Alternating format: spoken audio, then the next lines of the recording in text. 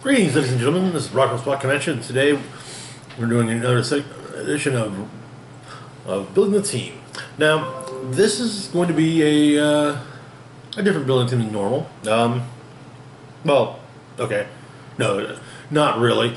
Anyways, so this week is the last time that my group meets at the shop we've been meeting at for the last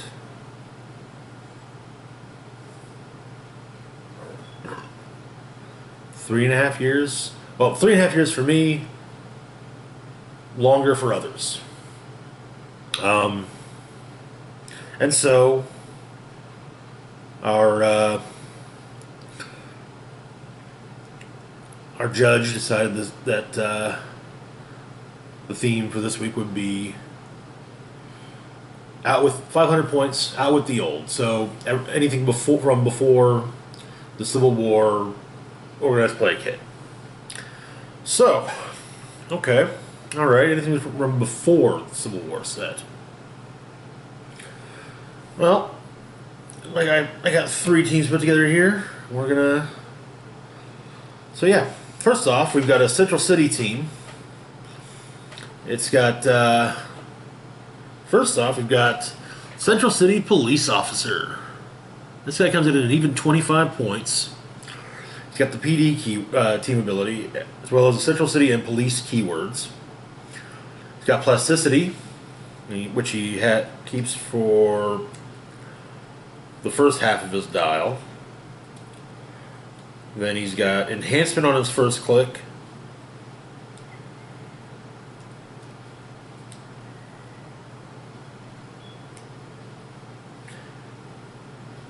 And Power on clicks 2 and 3, and back to Enhancement on 4. Now when it comes to defense, I actually skipped that because there's no defensive power in the first 2 clicks, but he's got Toughness on the last 2. And to be perfectly fair,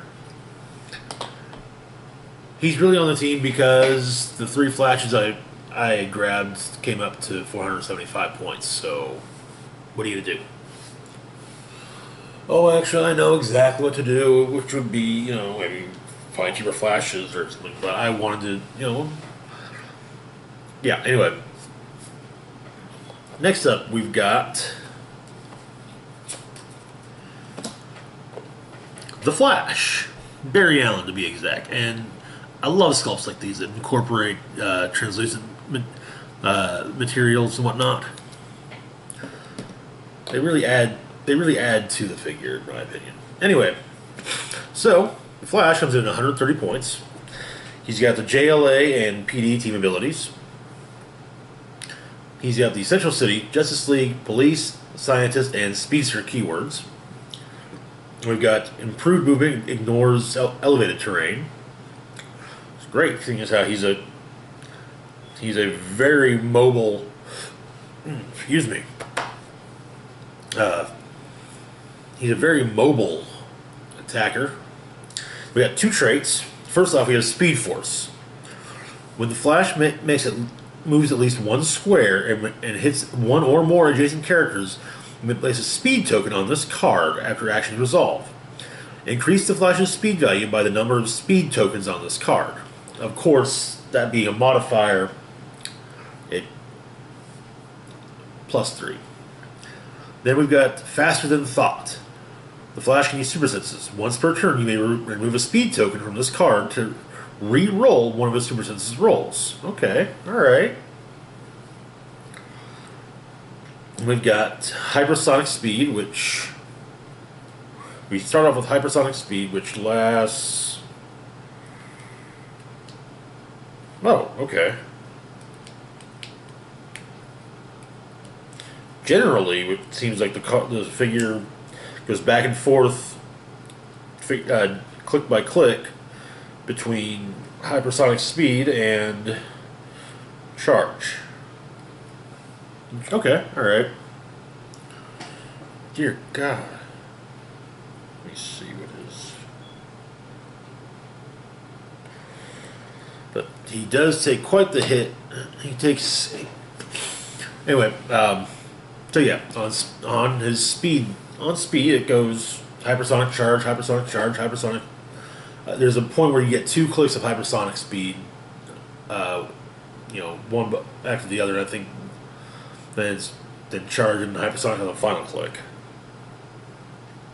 We got nothing on attack. Then on defense we've got defend, okay, which clicks into combat reflexes, which clicks into willpower. Finally, and this is starting out on damage. We got the special power Flash Fact. If the Flash has at least 2 speed tokens on this card, you can use Empower. If he has at least 3 speed tokens on this card, you can use Enhancement. If he has at least 4 speed tokens on this card, he can use Probability Control. Alright, okay. Moving on to the Flash. This is Wally West as opposed to Barry Allen, who we just did. Yeah, I love sculpts like this. Speedsters can get some of the best sculpts, I swear. Anyway, so Flash comes in at 149 points, which is rounded up to 150 when I was building the team. Because, hey, when I was putting it together, but, you know. We got the Central City, Justice League, Speedster, and Teen Titans keywords. We got the Speed Force trait, same as Barry Allen. You know, we get another trait, Vibrate Through Walls.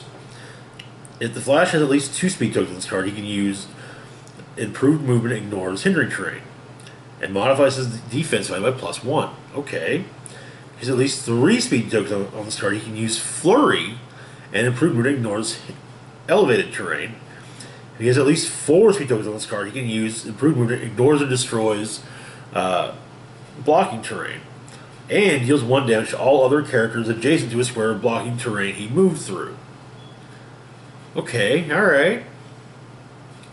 This is a figure you want.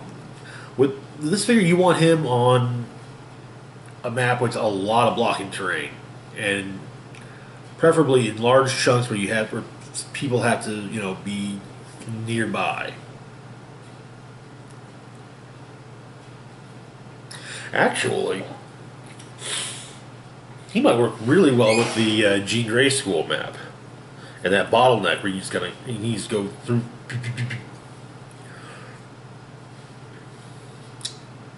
Or something, I don't know. Anyway, we got hypersonic speed, which gives way to charge. We got precision strike on attack, which gives way to poison. On defense, first off, he's indomitable, which I'm surprised that Wally's indomitable, but Barry isn't.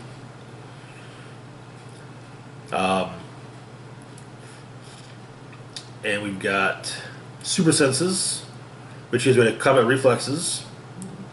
Honestly, not bad because he's got decent defensive values no matter what. Plus, if you've been keeping track of the speed tokens, he'll have a +1 to that defense, which he starts off at an 18. On damage, we open up with probability control, which gives way to perplex. And then we've got Heart of the Flashes, special power on damage. Give the Flash a free action and remove a speed token from this card.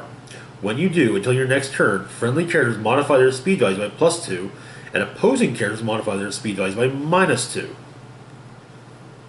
Now, bear in mind, that says friendly characters, not other friendly characters, so that potentially would modify his too. Alright, and then the finale of this team, we've got the Flash. This is the Kingdom Come version of the Flash, which readers generally figure to be Jay Garrick, or others have said it's a combination of all the Flashes. But yeah, anyway. So, the Flash comes in at 195 points for the Kingdom Come team ability. And he has Essential Cities, Future, and Speedster keywords. He's got the Speedster trait. We've also got a trait, he never gets tired, he never stops moving. The Flash's speed powers can't be countered.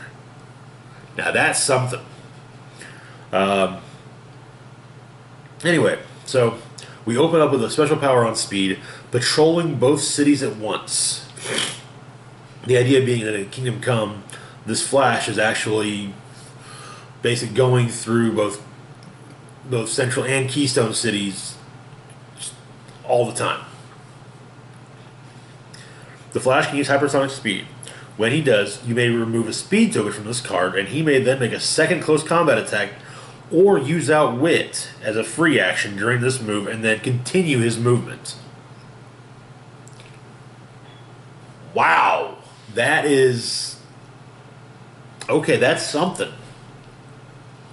Man, that's wild. I'm just... Yeah. That can be nuts. Now, none of the Flashes honestly have attack values.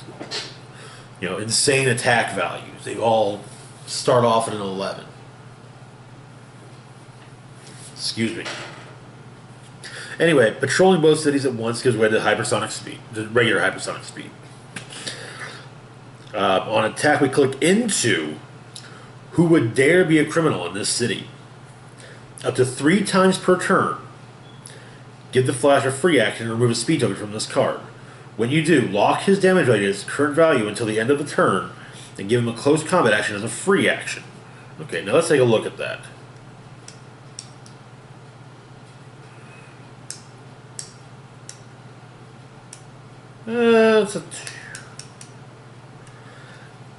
He would be doing it.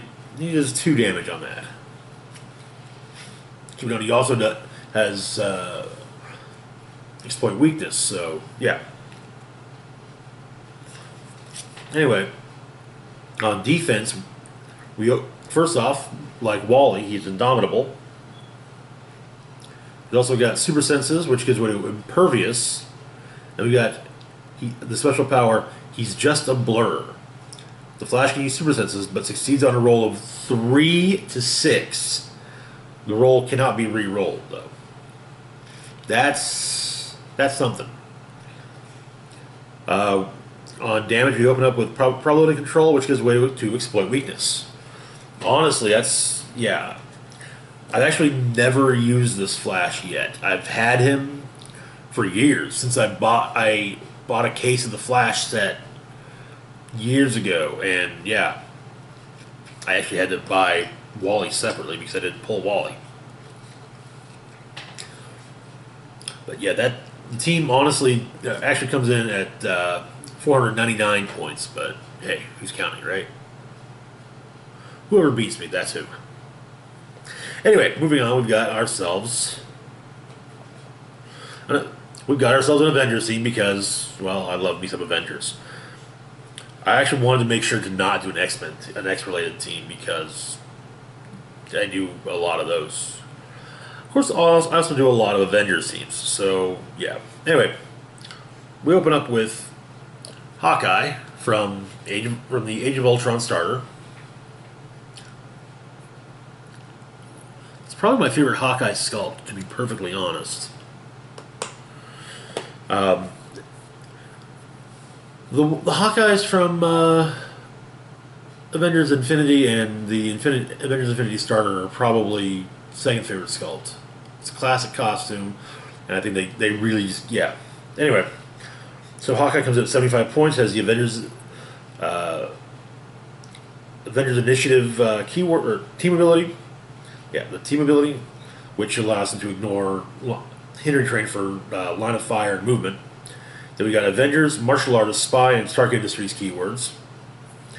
He also ignores characters for line of fire, so okay, alright.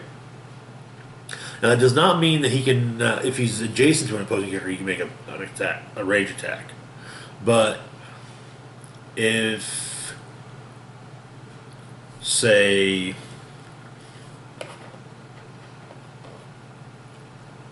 Flash here is in the way, or is it between him and, where's somebody with a damage reducer, and Star-Lord, he can ignore Flash and just shoot straight to Star-Lord, which is great because he's got well, we'll get into why that's great in a little bit. Anyway, we also have a trait. You and I remember Budapest very differently. Hawkeye can use Running Shot. When Hawkeye is adjacent to a friendly character named Black Widow, they both modify their attack value by +1 if not already modified by this effect. Which is why I wanted to include Black Widow on this friggin' team. Oh well. I actually don't think I have a Black Widow that has a trait that lines up with that, so. Anyway. So we open up with Stealth, which is his only speed power. Oh, no, it's not. Open up with Stealth, which gives way to Sidestep. Forgot about that. On attack, we open up with Penetrating Psychic Blast, which gives way to the special power Explosive Arrows. Explosive Arrows allows Hawkeye to use Energy Explosion and ignores and destroys his blocking terrain for line of fire purposes. On defense, we open up with Willpower, which gives way to Energy Shield Deflection. Damage, we open up with Enhancement, which gives way to the Deadly Hawk. The Deadly Hawk allows Hawkeye to use Ranged Combat Expert. When he has no action tokens, he may either activate it as a ranged combat action, meaning he can use it with Running Shot, or he may modify his attack value by an additional +1 when using it. Okay, alright. And next up we've got Moon Knight, who's a veteran of this.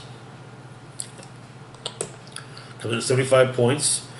Has the Avengers, Heroes for Hire, Martial Artists, Marvel Knights, Mystical, and Soldier keywords. Has improved movement, ignores elevated and hindering terrain. Cycles of the Moon trait. Put a Moon token on the card.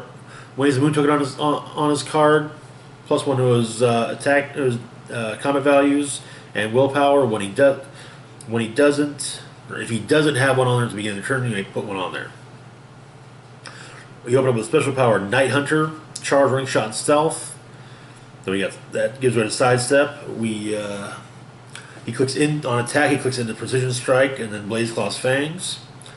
Defense, we open up with Toughness, which gives way to Combat Reflexes, which gives way to Regeneration. Damage, we open up with Exploit Weakness, which gives way to Close Combat Expert. Okay. I've used the character a lot, so I mean, a lot of you probably know, who've watched these videos often, have probably picked up on the fact that, yeah, on Moon Knight's powers. Next up, we've got Havoc. You're probably wondering, ask yourself, Havoc, but I remember him from the X-Men movies. He's not an Avenger, he's an X-Men. And generally you're right. However, he was briefly an X-Men, or he was an Avenger for a while after Avengers vs. X-Men, when Captain America put together the Avengers Unity Squad, which had members of the X-Men as well as members of the Avengers. Included on the team were Havoc.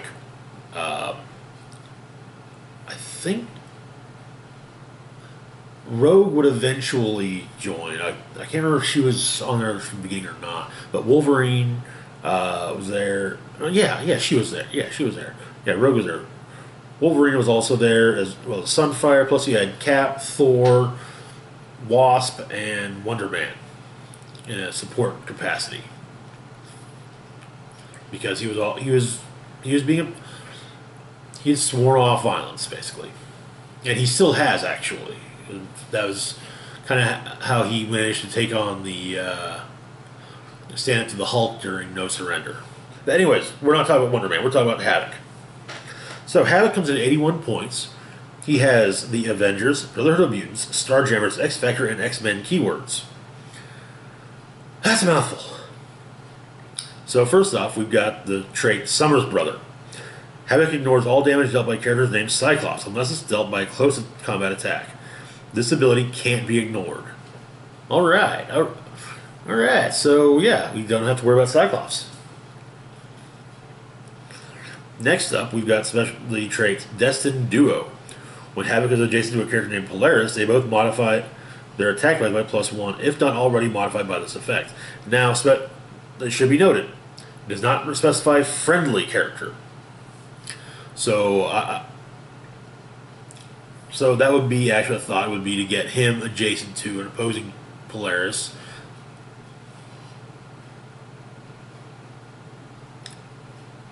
Well, that just modifies their attack value. though that probably gives her. I can't. Well, yeah. Get her next to opposing Polaris, and hey, he's got a higher attack value. But that's not really going to mean much with her because her defense is more based around range. Oh well, it can be. It's one of those. It's something that's not going to be that commonly done. But yeah. So, anyways, we open up with running shot on speed. On attack, we open up with penetrating psychic blast, which gives way to pulse wave. Defense, we open up with toughness, which gives way to energy deflection, which gives way to willpower. On damage, we open up with we open up with the special power Plasma Discharge. When Havoc makes a ranged combat attack targeting an opposing character and has a direct line of fire, the area of effect for the attack includes all other characters occupying squares adjacent to the squares the line of fire passes through. The target is dealt damage normally, and each other hit character is dealt 1 penetrating damage. Okay. Anyway, Plasma Discharge gives way to leadership. He has led teams, after all. In fact, when I first realized a character named Havoc existed who was the brother of Cyclops, it was when he was leading X Factor when they were a government-sponsored X team. Next up, we've got She-Hulk.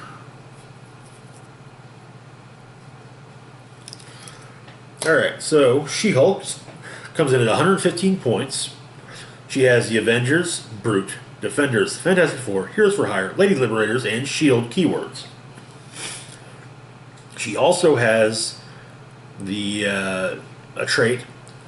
I've been on a few teams. If She-Hulk is part of a named theme team, she's a wild card. And as she is part of a named theme team, she is a wild card. Honestly, she's most likely going to be copying Hawkeye's Avengers Initiative team ability because, well, just ignore hindering terrain. And that'll really help her out. Alright, so she on movement, or on speed, we open up with Charge. You know, I gotta read these. So, okay, on character cards, it actually explains why, you know, kind of gives a reasoning why they have certain powers. So, speed, we got Charge, or Charge you with obstruction of my path. I mean, I would have probably wrote it. Charge you with obstruction of my path. That clicks into Flurry. Do you object to me punching you in the face? That's actually very She-Hulk. On attack, we open up the special power, breaking the fourth wall over your head. She-Hulk can use Quake and Super Strength. When she uses Quake and is holding an object, increase damage dealt to each hit target by 1 if it's a light object, 2 if it's a heavy, and then remove that object from the game. Okay, all right. That clicks into regular Super Strength, or stronger than all the boys. On defense, we open up with Impervious, harder to hurt than Hulk, which gives way to invulnerability, more steel than Iron Man, which gives way to toughness, tougher than Thor. Anyways, finally, we have, get over here, Steve Rogers. I've lamented before. I friggin' hate this piece. I hate the fact that the sculpt was put on here backwards. And if it weren't a super rare, I would have already cut it off and flipped it around. But it's a super rare, and it's the one I've got, and so yeah. Anyways, Steve Rogers comes in at 150 points, has the S.H.I.E.L.D. team ability. Then he's also got the Avengers, Invaders, S.H.I.E.L.D., and Soldier keywords. We also got improved movement, ignores hindering terrain, and improved targeting, ignores elevated terrain. That's actually rather interesting. We got 2 traits. First is Changing the World, a World United. Opposing characters adjacent to 2 or more friendly characters with the S.H.I.E.L.D. keyword can't use willpower or team abilities. And, well, we do have 2 people with the S.H.I.E.L.D. keyword, so that can work. Next up, we've got Leading by Very Good Example. Steve Rogers can use leadership. When Steve Rogers hits an opposing character, other friendly characters with the shield keyword can use probability control when they attack this turn. You hear that, She-Hulk? You could potentially use probability control. Nice. Anyway, so Steve opens up with running shot, which gives way to charge, which gives way to stealth. Okay. On attack, we open up with energy explosion, which gives way to precision strike. That's a mouthful. On defense, we open up with special power energy shield extend. Steve Rogers can use energy shield deflection, sidestep, and toughness. Adjacent friendly characters that share a keyword with them can use energy shield deflection. Okay, alright. Dude, that can be very useful. I'm spying more than a few 17s after all. Next up, we've got combat reflexes on defense. On damage, we've got bring shield back to the light, or we've got enhancement. Sorry, I got used to reading off what the powers. Yeah. Anyways, enhancement, which clicks into empower, which ends up clicking into close combat expert because he was Captain Friggin' America. Also, this Steve Rogers comes from, as mentioned in my previous building the team on the video on the Heroic Age lineup. This is Steve Rogers from the Heroic Age when he was basically the director of S.H.I.E.L.D. So, yeah. Alright, and finally, Guardians of the Friggin' Galaxy. We're going to start things off with Mantis. We want to make sure you know that they kick names and take ass. What? I like that line. It was funny. Okay, so Mantis comes in at 56 points. She has the Avengers, Guardians of the Galaxy, and martial artist keywords. Now you're probably thinking, Avengers? I mean, yeah, she got the Avengers keyword. Well, let's just say Mantis in the comics is a bit different from Mantis in the movies. Namely in the fact that she started off as a character on Earth and ended up in space. She also she's got improved movement, ignores hindering terrain.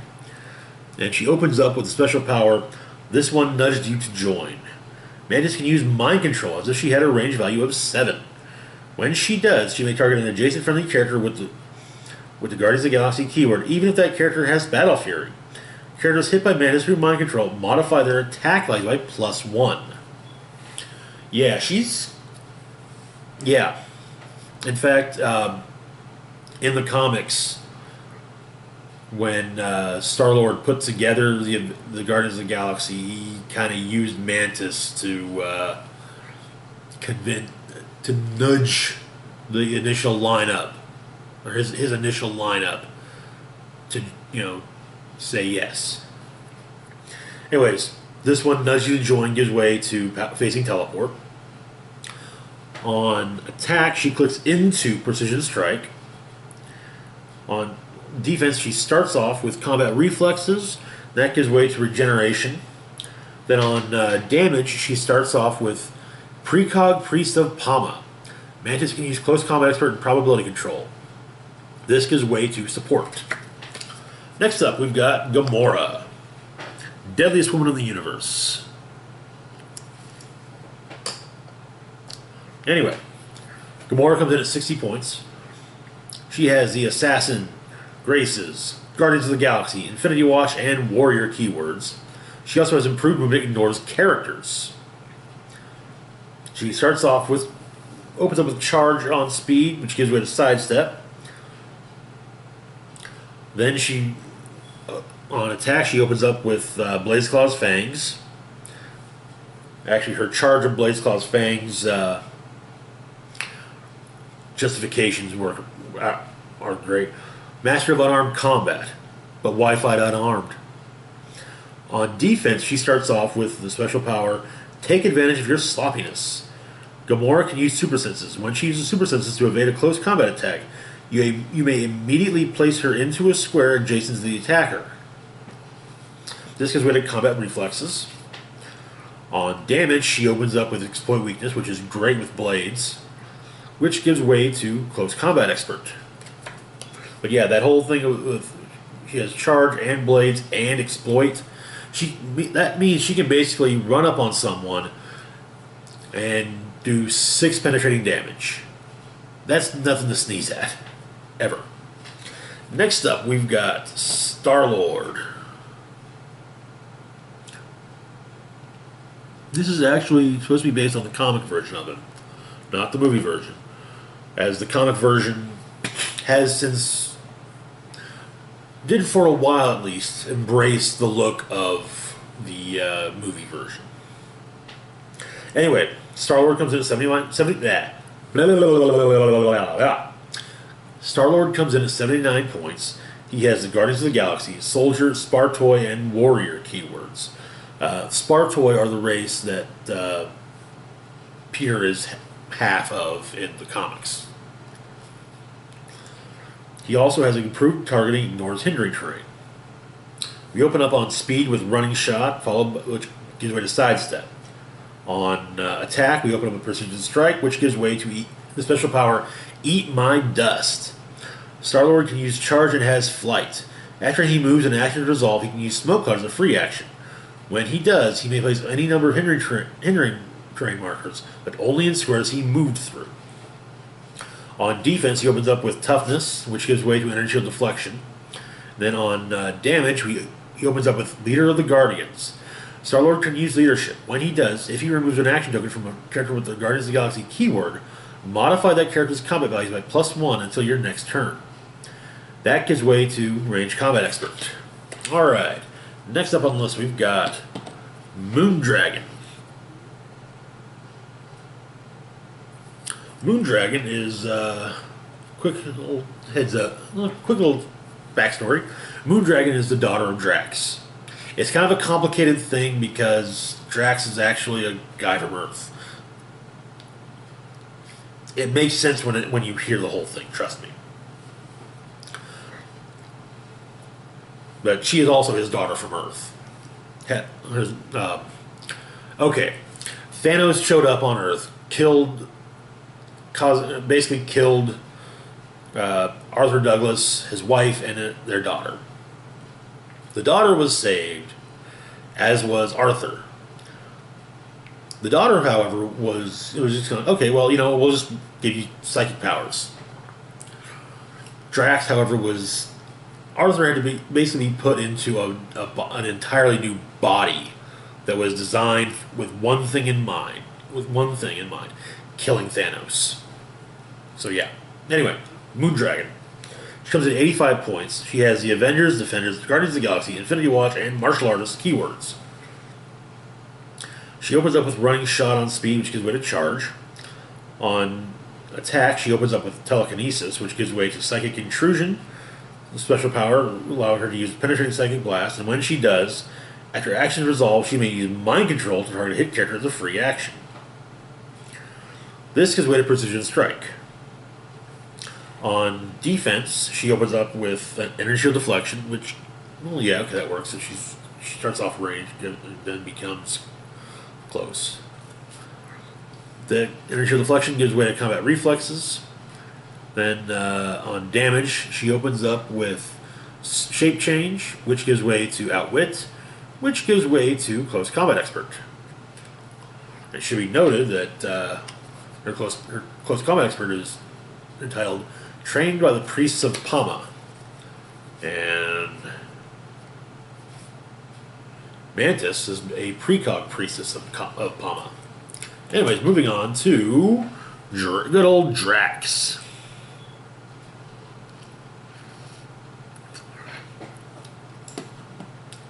Alright, Drax comes in at even 100 points. He's got the Brute, Guardians of the Galaxy, Infinity Watch, and Warrior keywords. He also has a trait, Slice and Dice.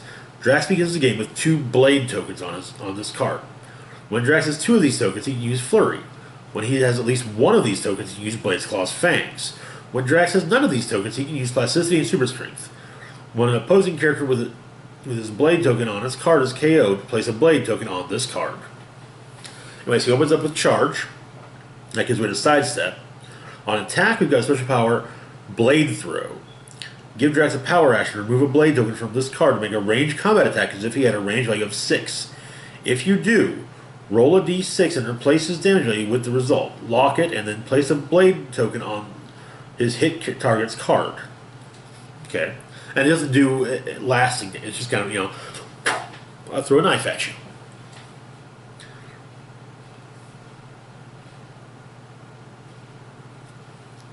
Then we've got, on defense, special power, Never Stops, Never Tires. Drax can use invulnerability and willpower. That gives way to toughness. And then finally, closing out the team, we've got Star-Lord. This is actually what his outfit used to look in the comics for a good long while. Anyway, Star-Lord comes in at 110 points, has the Guardians of the Galaxy, Imperial Guard, Pilot, Spartoy, and Warrior keywords. He also has improved targeting, ignores hindering terrain. And he has a trait, Guard the Whole Galaxy. Friendly characters with the Guardians of the Galaxy keyword may replace their defense values with the highest printed defense values among friendly characters with that keyword. So it looks like a lot of it's going to be taking mooching off of Drax's 18. Anyway, on speed, we open up with Running Strike, which gives way to Stealth. On attack, we open up with Energy Explosion, which gives way to... we have Energy Explosion starting off.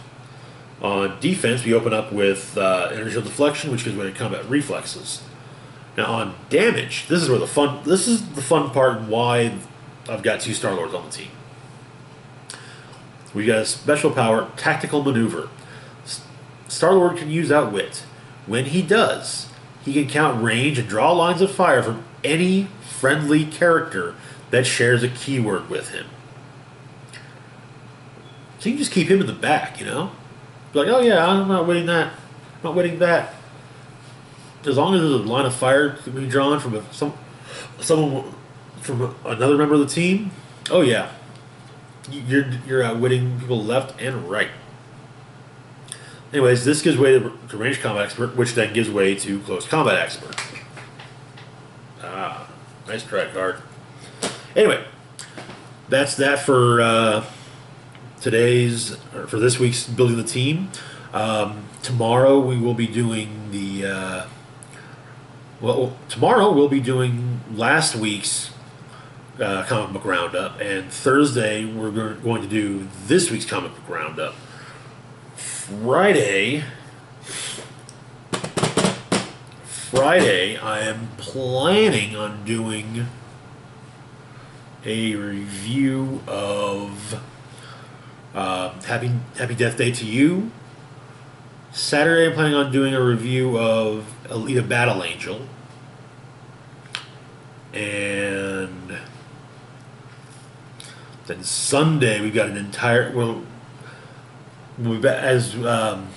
next week we're back to Mondays for HeroClix.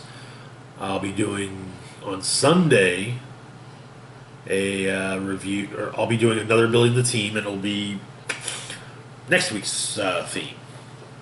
Anyway, so that's it for today. As always, feel free to like, share, and subscribe.